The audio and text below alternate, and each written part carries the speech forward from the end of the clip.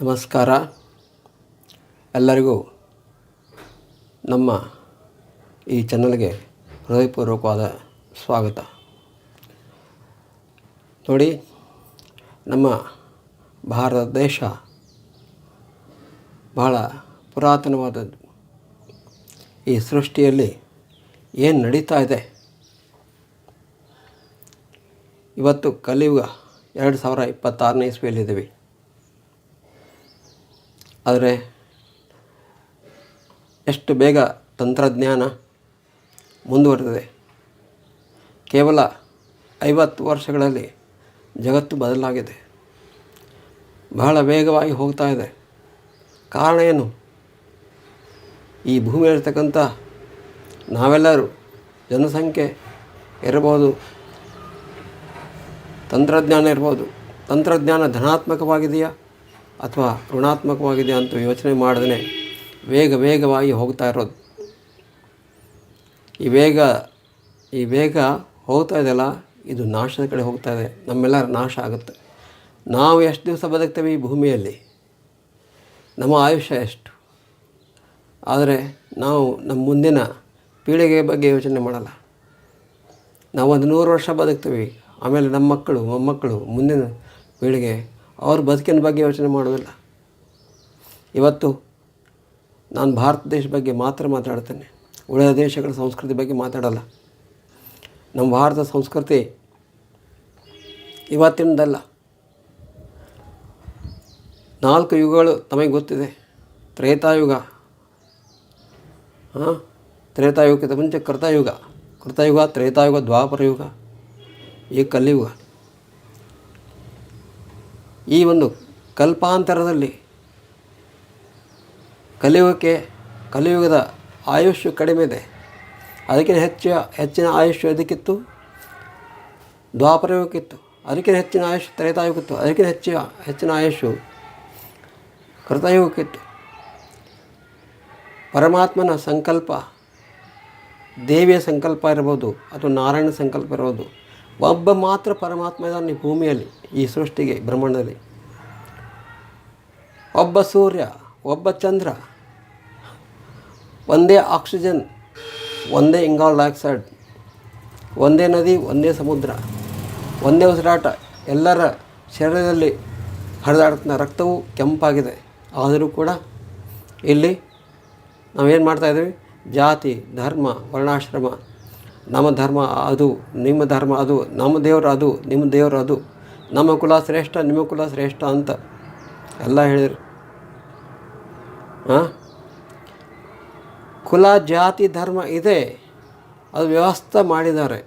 ಯಾಕೆ ಮಾಡಿದ್ದಾರೆ ಅಂದರೆ ಮನುಷ್ಯ ಸುಖವಾಗಿ ಬಾಳಲಿ ಅಂತ ಮಾಡಿದ್ದಾರೆ. ಆದರೆ ಏನಾಗಿದೆ? ಸೂರ್ಯನೊಬ್ಬ ಚಂದ್ರನೊಬ್ಬ ಇರುವಾಗ, ಉಸಿರಾಡುವಂಥ ಆಮ್ಲಜನಕ ಒಂದೇ ಆಗಿರುವಾಗ ಜಾತಿಗಳು ಬೇರೆ, ಧರ್ಮಗಳು ಬೇರೆ ಆಗಿರ್ತವೆ. ಮಾಡಿದ್ದಾರೆ ಹಿಂದೆ ಮಹರ್ಷಿ ಮುನಿಗಳು. ಅವುಗಳನ್ನು ರಾಮಾಯಣಕ್ಕಿಂತಲೂ ಮುಂಚೆನೇ ವರ್ಣಾಶ್ರಮ ಮಾಡಿದ್ದಾರೆ. ಅದು ಒಂದು ವ್ಯವಸ್ಥೆ ಇದೆ. ಈ ಹಾಗೆ ನಮ್ಮ ಭಾರತದ ಸಂವಿಧಾನದಲ್ಲಿ ವ್ಯವಸ್ಥೆ ಇದೆಯಲ್ಲ. ಭಾರತದ ಒಂದು ಸರ್ಕಾರ ಒಂದು ಮುನ್ನಡಿಬೇಕಂದ್ರೆ ವ್ಯವಸ್ಥೆ ಇರುತ್ತೆ. ಆ ವ್ಯವಸ್ಥೆ ಥರ ಈ ನಮ್ಮ ಸಂಸ್ಕೃತಿಯಲ್ಲಿ, ಸನಾತನ ಧರ್ಮದ ಸಂಸ್ಕೃತಿಯಲ್ಲಿ ವ್ಯವಸ್ಥೆ ಇದೆ. ಆ ವ್ಯವಸ್ಥೆ ನಾವು ಪಾಲಿಸಬೇಕು. ಭಾರತ ಸಂವಿಧಾನ ಒಂದು ಕಾನೂನು ಇದೆ, ಕಾನೂನುಗಳಿದ್ದಾವೆ, ನಿಯಮಗಳಿದ್ದಾವೆ. ಅದು ಎಲ್ಲರಿಗೂ ಅನ್ವಯಿಸುತ್ತೆ. ಹಾಗೆ ನಮ್ಮ ಸನಾತನ ಧರ್ಮಗಳಲ್ಲಿ ಇರ್ತಕ್ಕಂಥ ಎಲ್ಲ ನಿಯಮಗಳೇನಿದ್ದಾವೆ ಅದನ್ನು ನಾವು ಪಾಲಿಸಬೇಕು. ಅದು ನಮ್ಮ ಸುಖ ಸಮೃದ್ಧಿ ಕಡೆ ಮನುಷ್ಯನನ್ನು ದೇವರನ್ನಾಗಿ ಮಾಡುತ್ತೆ. ಇಲ್ಲಿ ಬಿಟ್ಟು ಇವತ್ತು ದೇವರನ್ನೇ ಮರ್ತು ಬಿಡೋದು. ಇವತ್ತು ನಮ್ಮ ಅಸ್ತಿತ್ವಕ್ಕೆ ಕಾರಣ ಅಂತ ಭಗವಂತ, ಅವನನ್ನು ಮರ್ತು ಬಿಡೋದು. ಇವತ್ತು ನಾವು ಭೂಮಿಯಲ್ಲಿ ಓಡಾಡ್ತಾ ಇದ್ದೀವಿ, ಅದಕ್ಕೆ ಕಾರಣ ಯಾರು? ಇವತ್ತು ಈ ಜಗತ್ತನ್ನು, ಸುಂದರವಾದ ಜಗತ್ತನ್ನು ನೋಡ್ತಾ ಇದ್ದೀವಿ, ಅದಕ್ಕೆ ಕಾರಣ ಯಾರು? ಇವತ್ತು ನಮ್ಮ ಕಣ್ಣು, ಕಿವಿ, ಮೂಗ, ಶರೀರ ಕೊಟ್ಟು, ಒಳಗೊಂದು ಆತ್ಮ ಕೊಟ್ಟು, ಬುದ್ಧಿ, ಮನಸ್ಸು ಕೊಟ್ಟು ಓಡಾಡೋಕ್ಕೆ ಬಿಟ್ಟಾನಲ್ಲ, ಅವನು ಯಾರು? ಅವನಿಗೆ ಮರ್ತು ಬಿಡೋದು. ಅವನು ನಮಗೆ ಯಾಕೆ ಭೂಮಿ ಕಳಿಸ್ತಾನೆ? ಒಂದು ಉದ್ದೇಶದಿಂದ ಕಳಿಸ್ತಾನೆ. ಆ ಉದ್ದೇಶ ಮರ್ತು ಬಿಡೋದು. ಬಿಟ್ಟು ಏನು ಮಾಡತ್ತೀವಿ? ಸ್ವಾರ್ಥ, ನಾನು, ನನ್ನದು, ನನ್ನಿಂದ, ನಾನು ಮಾಡ್ತೀನಿ, ಇದು ನನ್ನಿಂದಾಗಿದೆ. ಇವತ್ತೇನು ಸಂಬಂಧಗಳು ಉಳಿದಿಲ್ಲ. ಇದೇ 20 ವರ್ಷಗಳ ಹಿಂದೆ 30 ವರ್ಷಗಳ ಹಿಂದೆ ನಮ್ಮ ಭಾರತದ ಹಳ್ಳಿಗಳಲ್ಲಿ ಎಲ್ಲರೂ ನನ್ನವ್ರು ತನ್ನವರು ಇದ್ದರು. ಹಣದ ವ್ಯಾಮೋಹ ಇದ್ದಿಲ್ಲ, ಹಣದ ಚಲಾವಣೆನೇ ಇದ್ದಿದ್ದಿಲ್ಲ. ಒಬ್ರಿಗೊಬ್ಬರು ಅವರವ್ರ ಉದ್ಯೋಗನ ಹಂಚಿಕೊಂಡು ಬದುಕ್ತಾಯಿದ್ರು. ಈಗೇನಾಗಿದೆ? ದುಡ್ಡೇ ದೊಡ್ಡಪ್ಪ. ದುಡ್ಡಿದ್ದರೆ ಮನುಷ್ಯನಿಗೆ ಕಿಮ್ಮತ್ತಿಲ್ಲ. ದುಡ್ಡಿದ್ರೆ ಮನುಷ್ಯನಿಗೆ ಕಿಮ್ಮತ್ತಿಲ್ಲ. ಯಾವನ ದುಡ್ಡಿದೆ ಅವನು ಶ್ರೇಷ್ಠ, ಅವನು ದುಡ್ಡಿಲ್ಲಲ್ಲ ಅವನು ಶ್ರೇಷ್ಠ. ಸ್ವಾರ್ಥದ ಬದುಕು. ಅಣ್ಣ ತಮ್ಮ ತಂದೆ ತಾಯಿ ಬಂಧು ಬಳಗ ಎಲ್ಲ ಹೋಗಿದೆ, ಸ್ನೇಹಿತರು ಹೋಗಿದ್ದಾರೆ. ಇವತ್ತೊಬ್ಬ ಸ್ನೇಹ ಬಯಸ್ಬೇಕಾದ್ರೆ ಒಂದು ಮನಸ್ಸಿನಲ್ಲಿ ಸ್ವಾರ್ಥ ಇಟ್ಕೊಂಡು ಸ್ನೇಹ ಬಯಸ್ತಾನೆ. ಹೀಗೆ ಇದು ನಡೀತದೆ. ನಾನು ಹೇಳೋದು ಒಂದೇ, ನಾವು ಬದುಕೋದಷ್ಟೇ. ನಮ್ಮ ಹುಟ್ಟು ನಮ್ಮ ಕೈಯಲ್ಲಿಲ್ಲ, ನಮ್ಮ ಸಾವು ನಮ್ಮ ಕೈಯಲ್ಲಿಲ್ಲ. ಹಾಗೆ ಹುಟ್ಟು ಮತ್ತು ಸಾವಿನ ಮಧ್ಯೆ ಇರ್ತಕ್ಕಂಥ ಈ ಬದುಕು ನಮ್ಮ ಕೈಯಲ್ಲಿಲ್ಲ, ಅದು ಪರಮಾತ್ಮನ ಕೈಯಲ್ಲಿದೆ. ಈ ಜಗತ್ತಿಗೆ ಒಬ್ಬನೇ ದೇವರಿದ್ದಾನೆ. ನೀವು ಯಾರನ್ನ ಪಾಲಿಸ್ರಿ. ಧರ್ಮಗಳು ಸಾಕಷ್ಟು ಇರ್ಬೋದು. ಯಾವ ಧರ್ಮದವರು ಯಾರನ್ನ ನಿಂತಾರೆ ಅವನು ಒಬ್ಬನೇ ಇದ್ದಾನೆ. ಅವನೊಬ್ಬನೇ ಜಗತ್ತಿನ ನಡೆಸೋನು ಒಬ್ಬನೇ. ಅವನನ್ನು ನಾವು ಪರಮಾತ್ಮ ನಾರಾಯಣ ಅಂತೀವಿ, ಶಿವ ಅಂತೀವಿ, ಏನೇನೋ ಅಂತೀವಿ. ನಾವು ಬೇರೆ ಮಾತಾಡೋದಲ್ಲ. ನಾವು ಸನಾತನ ಧರ್ಮದ ಬಗ್ಗೆ ನಾನು ಮಾತಾಡ್ತೀನಿ. ಧರ್ಮ ರಕ್ಷಣೆ ಮಾಡಬೇಕು. ಧರ್ಮ ರಕ್ಷಣೆ ಅಂದ್ರೇನು? ಧರ್ಮ ಅಂದ್ರೇನು? ಪೂಜೆ ಪುನಸ್ಕಾರಗಳಲ್ಲ, ಅರಿಶಿಣ ಕುಂಕುಮ ಹಚ್ಚುತ್ತಲ್ಲ ದೇವರಿಗೆ, ಗುಡಿ ಗುಂಡಾರಿಗೆ ಹೋಗುತ್ತಲ್ಲ, ಆರತಿ ಧೂಪ ದೀಪ ಅಲ್ಲ. ಮನುಷ್ಯನನ್ನು ಅರ್ಥ ಮಾಡ್ಕೊಳ್ಳೋದು ಧರ್ಮ. ಈ ಭೂಮಿಯಲ್ಲಿ 84 ಲಕ್ಷ ಶರೀರಗಳಿದ್ದಾವೆ. ಸೃಷ್ಟಿ ಮಾಡಿದಾನೆ ಭಗವಂತ. 84 ಲಕ್ಷ ಜೀವರಾಶಿಗಳಿವೆ. ಆ 84 ಲಕ್ಷ ಜೀವರಾಶಿಗಳಲ್ಲಿ ನಾನು ಒಬ್ಬ, ಮನುಷ್ಯನೂ ಒಬ್ಬ. 84 ಲಕ್ಷ ಶರೀರಗಳಲ್ಲಿ ಮನುಷ್ಯ ಶರೀರ ಒಂದು. ಪುರಂದರದಾಸರು ಹೇಳಿದ್ದಾರೆ, ಮಾನವ ಜನ್ಮ ದೊಡ್ಡದು ಹುಚ್ಚಪ್ಪಗಳಿರ, ಮಾನವ ಜನ್ಮ ದೊಡ್ಡದು, ಅದನ್ನು ವ್ಯರ್ಥ ಮಾಡಬೇಡಿ ಅಂತ. 84 ಯೋನಿಗಳಲ್ಲಿ ಹುಟ್ಟಿ ಬೆಳೆದು ಜನನ ಮರಣಗಳನ್ನು ದಾಟಿ ಹುಟ್ಟುವುದು ಸಾಯೋದು ಕೊನೆಗೆ ಭಗವಂತನ ಕರುಣೆಯಿಂದ ಮನುಷ್ಯ ಜನ್ಮವನ್ನು ಪಡೆದಿವೆ. ಮನುಷ್ಯನಾಗಿ ಬಾಳೋದಕ್ಕೆ ಏನಾಗಿದೆ? ತಮ್ಮ ಅಣ್ಣನ ಅರ್ಥ ಮಾಡ್ಕೊಳ್ಳಲ್ಲ, ಅಣ್ಣ ತಮ್ಮನ ಅರ್ಥ ಮಾಡ್ಕೊಳ್ಳಲ್ಲ, ತಂದೆ ತಾಯಿ ಮಕ್ಕಳನ್ನ ಅರ್ಥ ಮಾಡ್ಕೊಳ್ಳಲ್ಲ, ಮಕ್ಕಳು ತಂದೆ ತಾಯಿನ ಅರ್ಥ ಮಾಡ್ಕೊಳ್ಳಲ್ಲ. ಧರ್ಮ ರಕ್ಷಣೆ ಮಾಡೋದಿಲ್ಲ, ಅಹಿಂಸೆ ಮಾಡ್ತಾರೆ. ಪ್ರಾಣಿಗಳು ಊಟ ಉಪವಾಸ ಆಹಾರ ಇಲ್ಲದೆ ಸಾಯ್ತಾ ಇದ್ದಾವೆ, ಅವುಗಳ ನೋಡೋದಿಲ್ಲ. ನಮ್ಮ ಧರ್ಮ, ಸನಾತನ ಧರ್ಮ ಬಗ್ಗೆ ಎಷ್ಟೊಂದು ವೇದಗಳಲ್ಲಿ ಉಪನಿಷತ್ತುಗಳಲ್ಲಿದ್ದಾವೆ, ಅವುಗಳನ್ನು ತಿಳ್ಕೊಳ್ಳಲ್ಲ. ಗೀತೆಯಲ್ಲಿ ಪರಮಾತ್ಮ ಹೇಳಿದ್ದಾನೆ. ಹರಿಕಥಾಮೃತಸಾರ, ದಾಸಬೋಧ, ರಾಮಾಯಣ, ಮಹಾಭಾರತಗಳಂಥ ಗ್ರಂಥಗಳು ನಮ್ಮನ್ನು ದೇವರನ್ನಾಗಿ ಮಾಡ್ತವ್ರೆ. ಅವುಗಳನ್ನು ನೋಡಬೇಕು. ಯಾವ ಧರ್ಮವ ರಕ್ಷಿತ ಅಂತ ಗೀತೆಯಲ್ಲಿ ಕೃಷ್ಣ ಹೇಳಿದ್ದಾನೆ. ಧರ್ಮನ ರಕ್ಷಣೆ ಮಾಡಿ, ಆ ಧರ್ಮ ನಿಮ್ಮನ್ನು ರಕ್ಷಣೆ ಮಾಡುತ್ತೆ. ಯಾರು ಸೈನಿಕರು ಪೊಲೀಸರು ಯಾರೂ ರಕ್ಷಣೆ ಬರೋಕ್ಕೆ ಸಾಧ್ಯ ಇಲ್ಲ. ಧರ್ಮ ಯಾವುದು? ನೀವು ಧರ್ಮದಿಂದ ನಡ್ಕೊಳ್ಳಿ. ಧರ್ಮ ಅಂದರೆ ಪೂಜೆ ಪುನಸ್ಕಾರಗಳಲ್ಲ. ಒಬ್ಬ ಮನುಷ್ಯನಾಗಿ ಅರ್ಥ ಮಾಡ್ಕೊಳ್ಳಿ, ಇನ್ನೊಬ್ಬ ಮನುಷ್ಯನ ಅರ್ಥ ಮಾಡ್ಕೊಳ್ಳಿ. ನನ್ನಂತೆ ಇನ್ನವನು, ಅವನಂತೆ ನಾನು ಕೂಡ, ನನ್ನಂತೆ ಪಶು ಪಕ್ಷಿ ಪ್ರಾಣಿಗಳು, ನನ್ನಂತೆ ಗಿಡ ಮರಗಳು. ನಾನು ಬದುಕಬೇಕು, ಅವು ಬದುಕಬೇಕು. ಹಾಗೆ ನಮ್ಮ ಮುಂದಿನ ಜನ್ರೇಷನ್ ಕೂಡ ಬದುಕಬೇಕು. ಇವತ್ತು ಎಷ್ಟೊಂದು ಮಾಲಿನ್ಯ ಆಗ್ತದೆ, ಎಷ್ಟೊಂದು ಫ್ಯಾಕ್ಟ್ರಿಗಳು. ಇವತ್ತು ನಾವು ಊಟ ಮಾಡ್ತಕ್ಕಂಥ ಮನೆಗೆ ದುಡ್ಡು ಕೊಟ್ಟು ಕೊಂಡ್ಕೊಂಡೇನು ಆಹಾರ ತರ್ತೇವಲ್ಲ, ಅವೆಲ್ಲ ಕೆಮಿಕಲ್ ಪ್ರೊಸೆಸ್ ಮಾಡಿದ್ದಾವೆ. ಇವತ್ತು ತರಕಾರಿ ಬರ್ತದೆ, ತರಕಾರಿಯಲ್ಲಿ ಶುದ್ಧವಾದಂಥ ಸತ್ವ ಇಲ್ಲ.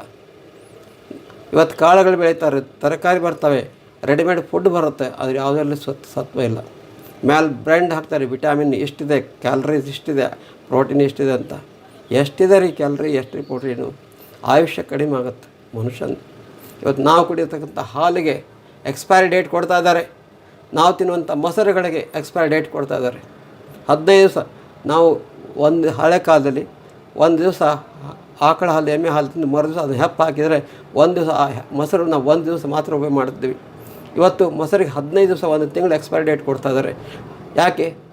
ಯಾಕಂತ ಕೇಳಿದ್ರೆ ಅದು ಪ್ರಿಸರ್ವೇಟಿವ್ ಅಂತಾರೆ. ರೆಡಿಮೇಡ್ ಜ್ಯೂಸ್ 6 ತಿಂಗಳು ಜ್ಯೂಸ್ ಅಂಗಡಿಯಲ್ಲಿ ಇರುತ್ತೆ, ಪ್ರಿಸರ್ವೇಟಿವ್ ಹಾಕ್ತಾರೆ. ಆ ಪ್ರಿಸರ್ವೇಟಿವ್ ಒಂದು ಕೆಮಿಕಲ್ ಅಲ್ವಾ? ಶರೀರ ಆಯುಷ್ಯ ಕಡಿಮೆ ಆಗುತ್ತೆ. ಶರೀರ ಆಯುಷ್ಯ ಹೆಂಗೆ ಕಡಿಮೆ ಆಗುತ್ತೆ ಗೊತ್ತಾ? ಈ ಸಿಗರೇಟ್ ಸೇದು ಶರೆ ಕುಡಿದು ಅದು ಬೇರೆ ರೀ, ಅದು ಬೇರೆ. ನಾನು ಅದ್ರ ಬಗ್ಗೆ ಹೇಳ, ಸಿಗರೇಟ್ ಕುಡಿದು ಸಿಗರೇಟ್ ಸೇದು ತಂಬಾಕು ತಿನ್ನೋದು ಅದು ಬೇರೆ ಲೋಕ. ಒಬ್ಬ ಸಾತ್ವಿಕ ಮನುಷ್ಯ ಸೇವಿಸುವಂಥ ಆಹಾರ ಧರ್ಮಯುಕ್ತವಾಗಿಲ್ಲ, ವ್ಯಾಪಾರಯುಕ್ತವಾಗಿದೆ. ಅದಕ್ಕೆ ನಾವು ಬಡವನಾಗಿದ್ದರೂ ಪರವಾಗಿಲ್ಲ, ನಮ್ಮಂತೆ ಇನ್ನೊಬ್ಬರು ಮನುಷ್ಯ ಧರ್ಮ, ಮಾನವ ಧರ್ಮ, ಇನ್ನೊಂದು ನಮ್ಮ ಭಾರತದಲ್ಲಿ ಎಷ್ಟು ಯೋಗಿಗಳು ಮಹಾತ್ಮರಾಗಿರುವುದಲ್ಲ, ಎಲ್ಲರೂ ಹೇಳಿದ ಒಂದೇ, ಅಹಿಂಸೆಯು ಪರಮೋ ಧರ್ಮ. ಅಹಿಂಸೆ ಅಂದ್ರೇನು? ಒಂದು ಇರುವೆ ಕೂಡ ಹಿಂಸೆ ಮಾಡಿದರೆ ಅದು ಕರ್ಮ ಆಗುತ್ತೆ. ಇನ್ನೊಂದು ಕೊನೆಯದಾಗಿ ಹೇಳ್ತೇನೆ, ಇನ್ನೊಂದು ಕೊನೆ ಮಾತು ಹೇಳ್ತೀನಿ ಇವತ್ತಿನ ಈ ಮಾತುಗಳಿಗೆ. ನಮ್ಮ ಭಾರತ ದೇಶದಲ್ಲಿ ಒಂದು ರೈಲ್ವೆ ಸ್ಟೇಷನ್ ನೆಟ್ವರ್ಕ್ ಇದೆ. ಎಷ್ಟು ಇಡೀ ಕನ್ಯಾಕುಮಾರಿಯಿಂದ ಕಾಶ್ಮೀರವರೆಗೂ, ಗುಜರಾತಿಂದ ಒಡಿಶಾವರೆಗೂ ಇಡೀ ಭಾರತ ತುಂಬ ರೈಲ್ವೆಗಳು ಓಡಾಡ್ತಾ ಇದ್ದಾವೆ. ನಾನೇನೇ ಮಾತಾಡೋದು ಭಾರತದ ಬಗ್ಗೆ ಮಾತಾಡ್ತೀನಿ. ಎಷ್ಟು ರೈಲ್ವೆ ನೆಟ್ವರ್ಕ್ ಇದೆ ಅಂದರೆ, ಹಳೆ ಕಾಲದಲ್ಲಿ ಟಿಕೆಟ್ ಬುಕ್ ಮಾಡ್ತಿದ್ರು, ಈಗೆಲ್ಲ ಅಲ್ಲ, online ticket book. Railway minister ಯಾರಾಗಿದ್ದಾರಲ್ಲ ಅವರಿಗೆ ಗೊತ್ತಿಲ್ಲ ಯಾವ ಸ್ಟೇಷನ್ನಲ್ಲಿ ಎಷ್ಟು ಜನ ಪ್ರಯಾಣ ಮಾಡ್ತಾರೆ, ಯಾವ ರೈಲಲ್ಲಿ ಎಷ್ಟು ಪ್ರಯಾಣ ಮಾಡ್ತಾರೆ, ಎಷ್ಟು ಜನ ಎಷ್ಟು ಸ್ಟೇಷನಲ್ಲಿ ಹತ್ತಾರೆ, ಎಷ್ಟು ಜನ ಇಳಿತಾರೆ, ಇದೇ ಗೊತ್ತಿದೆ. ಆ ರೈಲ್ವೆ ಡಿಪಾರ್ಟ್ಮೆಂಟಲ್ಲಿ ಕೆಲಸ ಮಾಡೋರಿಗೆ ಗೊತ್ತಿದೆ ಎಷ್ಟು ಜನ ಏರ್ತಾರೆ, ಎಷ್ಟು ಜನ ಇಳಿತಾರೆ ರೈಲ್ವೆದಲ್ಲಿ.